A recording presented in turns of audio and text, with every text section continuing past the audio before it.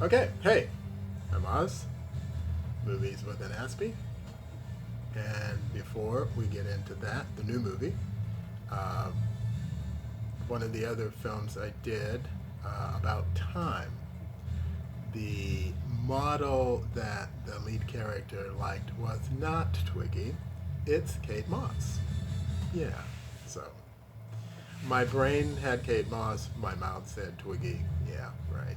Who knows? Anyway, and the another one, the film Front of the Class. Just a quick little story. When he finally got his teaching job and he got a class, he the first day there he was explaining his Tourette's and he's having questions from the kids.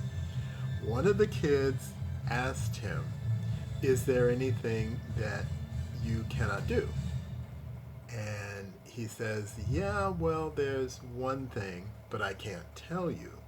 And they're like, "Oh, no, no, Mr. Cohen, tell us, tell us." He's like, "Oh, no, I cannot do that." And they're pleading and begging, and finally he says, "Okay, the one thing I cannot do is play hide and seek." Big laugh, all the kids enjoy it. And I think that was like the last question they asked, and they were done with it. They moved on. It was all good. So there's that. Uh, this movie, wow, Source Code, starring Jake Gyllenhaal. So good. It opens, and his character is on a train, and he's in a conversation with this woman that's sitting across from him. They're in those seats, those little compartments where you're facing each other. And she's going on and on and on like she knows him really well. And he has no clue who this woman is. And the conductor comes by to get the tickets. And he's like, "What ticket? What are you talking? Who are you?" Somebody spills something on his shoe. And she's just looking at him like, "Are you okay?" And then she calls him by a name that is not his. And he's like, "What's going on?" So it it kind of keeps going. There's an explosion on the train. It looks like everybody dies on the train. Suddenly, his character, is in this large metal-like container, uh, very dingy, um, black and grays. It looks rusted. Um, he doesn't know where he is. We don't know where he is. And then this voice comes over a speaker, um, calling his name, and he doesn't know who this voice. He's like, "Where am I? Who?" It's they're military, and he was military. His last mission was in Afghanistan. He got shot down. I think it was in a helicopter. And that's what he remembers. So he's doing all of this name, rank, serial number stuff, wanting to talk to the person in command. And the voice is simply telling him, "I need you to focus.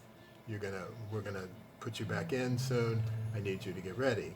And then she's asking him questions, kind of to get him on track to what he's supposed to do.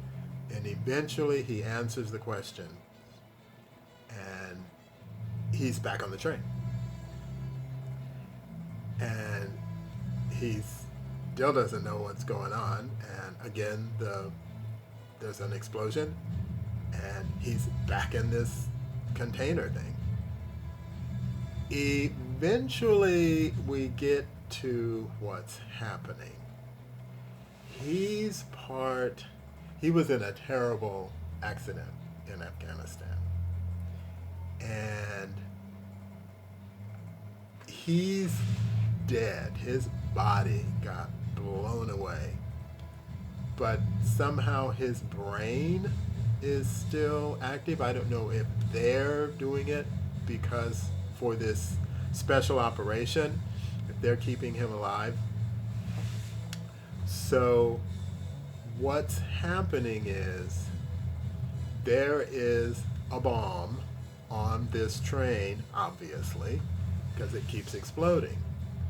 This experiment that he's in, it's called source code, and they're able to put you in a situation. I think you have 6 or 8 minutes that you can be there, and then you're done and you come out. But there's a bomb on this train. The bomb is headed for downtown Chicago. The train is headed for downtown Chicago. But the bomb that's exploding is not for the city. It's to blow up the train, but it's a diversionary tact. There is something else larger that is going to happen. So they're trying to get him to find out who planted this bomb on the train so that they can stop this person from doing the attack on Chicago. So that's his mission. It takes a lot of in and outs for him to figure this out. Because remember, he's still remembering that he was in Afghanistan. He doesn't know that he's died. So they're doing this thing, they keep doing this thing, and so each time they do it, he gets more information, we get more information. So the woman sitting across from him, and then here's the thing, the woman sitting across from him, she's talking to somebody else. The guy, Jake's character, is dead. So they're putting his consciousness into a person's body that's on the train, which happens to be this guy that's a teacher. And he and the lady have been doing this commute, and they've gotten to know each other, and they've been talking. So she's talking to this other guy. We see Jake. So eventually that whole thing is exposed because he once he realizes what he's supposed to do, he heads into the bathroom where there's a mirror, and he doesn't see Jake in the mirror, reflected in the mirror. He sees this other guy, the teacher. So yeah, it's a little disconcerting. Anyway, he eventually finds the bomb, which is up in the ceiling in the bathroom, and he pulls there's a cell phone. So he's thinking that that's the detonator, and so he pulls the cord connecting it. Okay, we're good. But there's a second phone that he doesn't know about. So he does that. He thinks everybody's safe. He goes back to talk to the woman because he knows this whole session is gonna end soon. Bomb blows up again, and there's a second phone possibly. So now he's got to go back in. All of the while he's dealing with the bomb, but now he's supposedly also trying to figure out who is the bomber. Because if they can stop this guy before he gets to his van where the real bomb is that he's going to drive into the city, if they can stop this from happening, what they're doing is they're willing to sacrifice the train for the greater good to get to this larger bomb. So he's having a hard time with that as well, because he wants to save the train and stop the bomber from going to his van to get to the city. So this relationship between he and the woman is like, yeah, he's like starting to feel that. So through all of these times that he keeps going between the two realities, because it's this is not present day for him. It's past, or it's going to happen, and they're trying to get him on the train to stop the other bomb from going off. And this is what this whole program is. It's like these soldiers that they can use to put in situations where they need to get some information that can stop something larger from happening. So, which he does. He eventually finds the guy who's the bomber, who set off this bomb,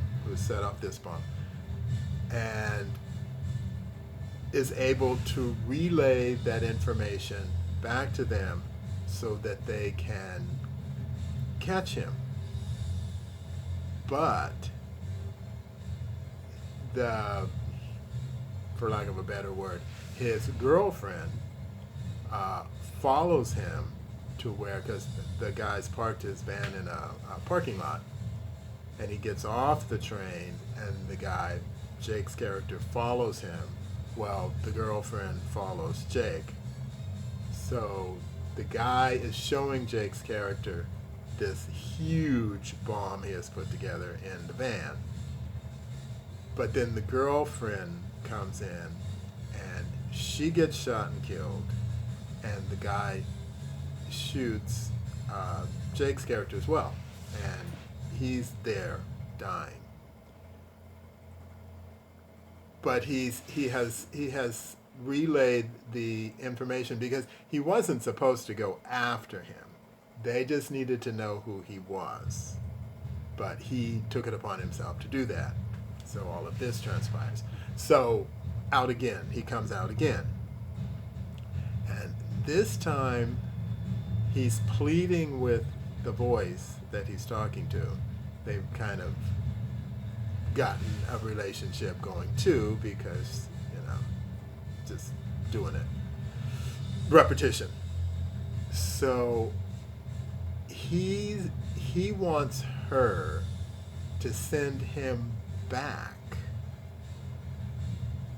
to live in this other reality. And they're like saying, no, you can't do that. That's not going to happen. And he firmly believes that it will, because he wants to go back to be with the woman that he was on the train with. And he has now, over all of these times of going back and forth, he now realizes that he is dead in this reality. And so rather than continue what he's doing as part of this program, he wants her to send him back to the train and let him stay there, because he's convinced that if he can get there, the bomb is not going to go off. And they're arguing with him that, no, that's not possible, that's a set thing. And finally, she relents. And she's kind of doing it against regulations. I mean, this is not something she's supposed to do. But she knows where he is. And it's kind of the end of the film. But he is in what is left of Jake Gyllenhaal's character, besides his mind, is in this other room. He's in like this incubator type thing, kind of what a larger version of what a baby would be in when after they're born, and if they need special care and attention, they get like this, encased kind of little capsule thing. There's a name for it. not in my brain right now. Anyway, he's in one of those. But as the camera pans in on this, it's only his torso and his head, and he's got the cap on, the electrodes, or the whatever is feeding his mental capacities to operate, to deal with their program. So he virtually has no life in this reality. So he wants to go, because if he's put back on the train, he's in this other guy's body, and he can live out a life with her. Because, surprisingly enough, movie reality, she is just broken up with somebody. That's when the movie opened. That's what she's talking about, and he doesn't understand because he's completely confused with what's going on. But she has just recently broken up with this guy who was not. She shouldn't have been with him anyway. He realizes it, but he realizes that she likes him, and he's starting to like her. So he wants to go back to this reality and live out kind of a normal life. And he gets the woman that's kind of in charge of him, sending him back and forth, to do this against her better judgment. But she kind of, it's the love story and him being together, and she knows his body is in this other room, and what kind of existence could this be for him? So she sends him back. And the train doesn't blow up. And they get off the train, and they're walking around downtown Chicago, and it's kind of like, what do you want to do today? They're kind of starting this whole new life, and that's how the movie ends, which is kind of cool and a very interesting take. Now, this movie, I truly believe this movie somebody stole this idea, because this movie is very much Tom Cruise's Live, Die, Repeat, which I think it had another title, Edge of Tomorrow or something.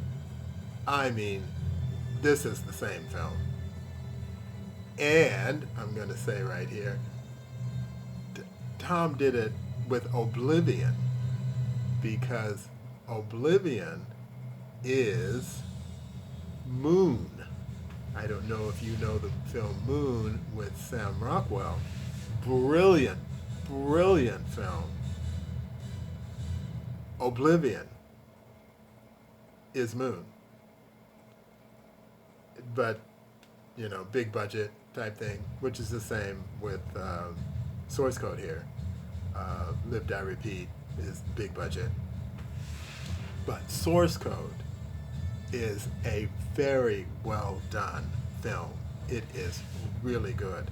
And Moon is absolutely amazing. So if you don't know either of these movies, if you haven't seen them, you should check them out. Because if you've only seen Oblivion and Live, Die, Repeat, they're big films, yes. But these two smaller films, wow. Really good. Really good. So, that's that. A little quick one this time. And more to come. Thanks. Oh, yeah. Subscribe or like, or subscribe and like. Either is cool. I appreciate it. Thank you very much.